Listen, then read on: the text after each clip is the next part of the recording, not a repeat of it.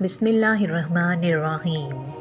شروع اللہ تعالیٰ کے نام سے جو بڑا مہربان نہایت رحم والا ہے۔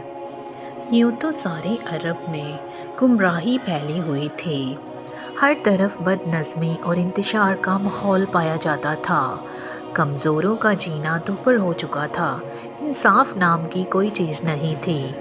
مکہ کی حدود میں بھی کچھ اس قسم کی حالت پائی جاتی تھی، باہر سے کوئی تاجر مال لے کر آتا تو لوٹ لیا جاتا، یا مال خرید کر رقم نہیں دیتا، کوئی کسی کا حق دبا بیٹھتا۔ سرکار دو عالم صلی اللہ علیہ وسلم کو ان خرابیوں کے باعث بہت دکھ پہنچتا تھا۔ مکہ کے سنجیدہ اور انصاف پسند لوگوں نے حلف الفضول کے نام سے ایک انجمن کی بنیاد رکھی، جس کا مقصد یہ تھا کہ ہر اس مظلوم کی حمایت کی جائے جو شہر مکہ کے حدود میں پایا جائے، خواہ وہ وہیں کا باشندہ ہو یا اجنبی ہو۔ رسول صلی اللہ علیہ وآلہ وسلم نے اس عمل کو بہت پسند فرمایا۔